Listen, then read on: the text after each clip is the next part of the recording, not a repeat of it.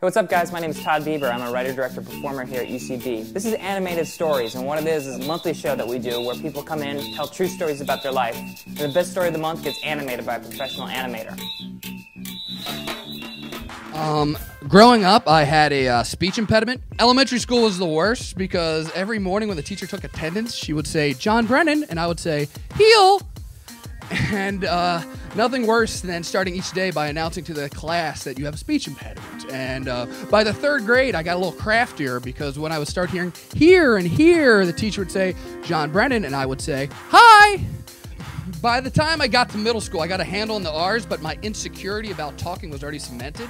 And my friends that were starting to sit with the girls at their lunch table, like I wasn't ready to do that, talk to any girls. So I sat at the dorky table with the other kids that have speech impediments and can't see right and still wear Ninja Turtle t-shirts, future improvisers, if you will. And I was a dork in a jock's body, I realized. Because outside of school, I was playing football, wrestling, and baseball.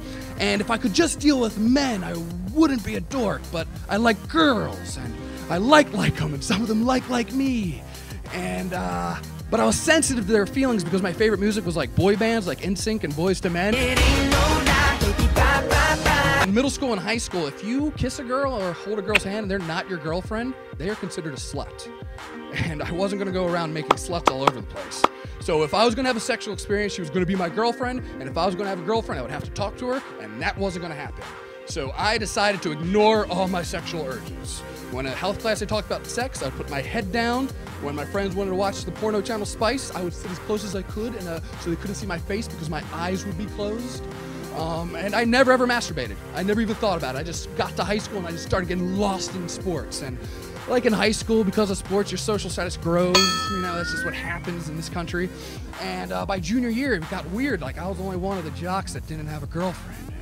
I had a hot band geek that sat behind me in English class, and she would laugh at every time I would quote my favorite movie, Braveheart. You know? She was cute. She weighed like 110 pounds. She had those marching band calves, so we'd be flirting every day, and then it says, "I'm sore from jogging last night." And I say, "Welcome to my wood." And she says, "Welcome to my wood?" So I confess, growing up I had a speech impediment. I called my brother Wobblet. She says, "You must have been so adorable." So we're on our first date at her house where I bring over the DVD Braveheart because she's never seen it, which is a perfect first date material. And like she's smarter than me, so I'm like quoting like factoids like it takes 8 pounds of pressure to rip off a human ear, you know? And when the credits are rolling at the end, she realizes that I'm not going to kiss her, so she kisses me. And it was great, and I rewarded her by making her my girlfriend. You know, no sluts here. So as over the next couple months, the "I love you" started getting tossed around, and she gets frisky, and she grabs me down there. And I don't know what's happening, and I run to the bathroom, and I think I have to pee, but pee won't come out. So you guys look like adults, you know what's happening. I explain to her what happens, and she smiles, and she gives me my first ever hand job. Now, imagine if you had a marijuana cigarette and you didn't know it was going to get you high. My penis just got high for the first time. I became addicted to hand job. Our dates just became me waiting to get hand jobs. I was like a hand job junkie, and she finally calls me. She's like, "John, come over for ice cream, and you know that's all we're going to do tonight." And I'm like, "Yeah, I know, it's gotten out of hand." And I was like, "Support this." So I walked to her house. She only lives about a mile away. I'm like, "No hand jobs tonight. You know, I'm not about that." So I get there, and I'm wearing windbreaker pants, and it's like the fabric's running, and it's like heaters blasting. She's talking about honors classes, band, and a bunch of bullshit that I don't care about because I just wanted a hand job. And I hated that. I remember I just grabbed it, which is the worst thing you can do with an erection. And I just remember having the thought, I wish I could just do this by myself. Masturbation, that's what they were talking about. So I finished my ice cream, and I kissed her, and I ran home top speed, and I got to my bedroom, and I was a complete slut with myself. The next morning, I tell my friend Ian, like, "What happened?" I was like, "Yo, Ian, you don't need girls to get a hand job. You can just do it by yourself." He says, "John, are you telling me last night is the first time you ever masturbated?" I'm like, "Yeah, and the second time was this morning."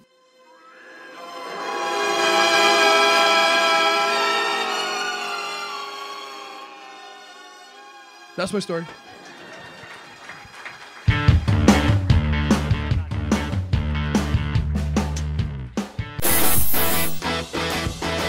like that, you should subscribe to our channel, watch other videos, like us on Facebook, and favorite us on Twitter, whatever the fuck that means.